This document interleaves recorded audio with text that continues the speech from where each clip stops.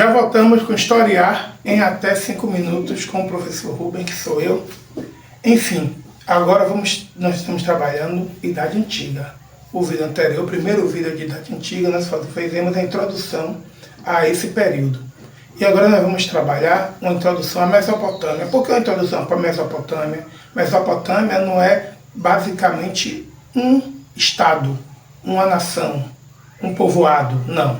São várias etnias que se aglomeraram naquele local. Mais especificamente, onde nós hoje chamaríamos de Oriente Médio. Essa região toda que eu estou falando para vocês fica entre dois rios.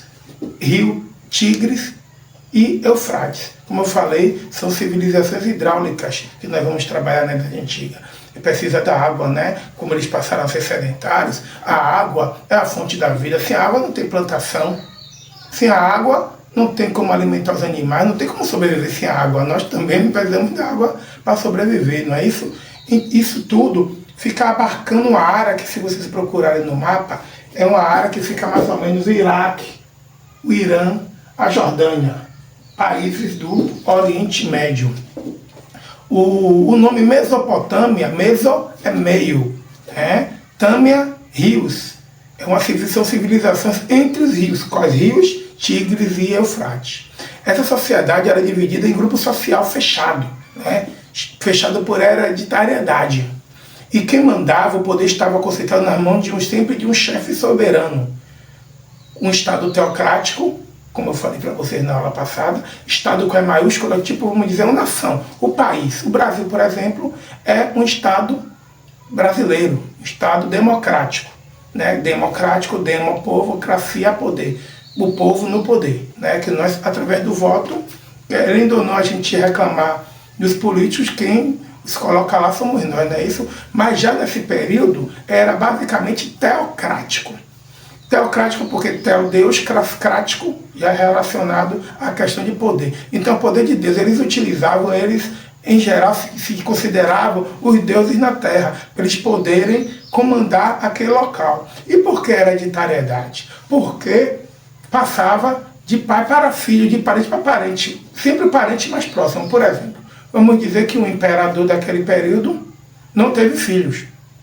Quem vai ser o próximo imperador, o próximo chefe de estado, será o parente mais próximo, um sobrinho, um irmão, um tio. É assim que funcionava, teocrático e hereditário, com o poder dos deuses, não é isso? E sempre na mesma família. É um grupo fechado, né? Por exemplo, quem não nasceu dentro daquela família nunca vai poder ser alguma coisa. É por isso que é muito importante a democracia, entendeu?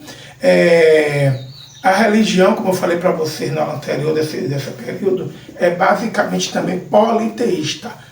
Vários deuses, vários teístas deuses, vários deuses. A religião, por exemplo, comum na área ocidental de hoje, por exemplo, tem o cristianismo. Vamos dar exemplo do cristianismo. É um Deus só. Então é monoteísta, um Deus. Nessa época, a religião basicamente, como eu falei, era politeísta. Claro que tinha algumas exceções, como eu vou mostrar para vocês nos próximos vídeos. A economia desse período é baseada totalmente na agricultura, não é? Basicamente na agricultura. Claro que tem a questão de trabalhar com peças como cerâmica, peças de metais, mas basicamente era a agricultura.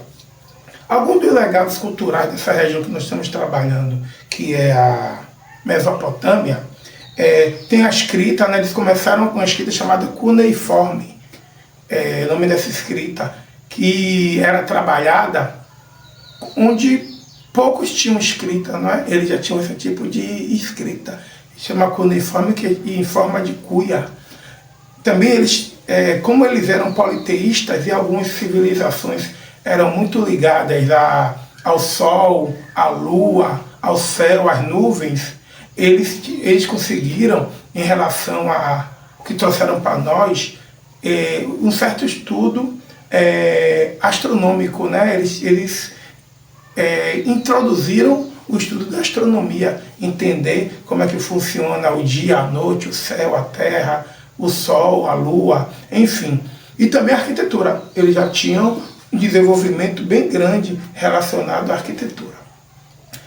Os povos que nós vamos estudar dessa época da Antiguidade Oriental na Mesopotâmia são os sumérios, assírios, caldeus e babilônicos. É claro que tinham também outras civilizações que não foram tão conhecidas nos dias atuais, como os amoritas, os caldeus, os hebreus e os hititas, né?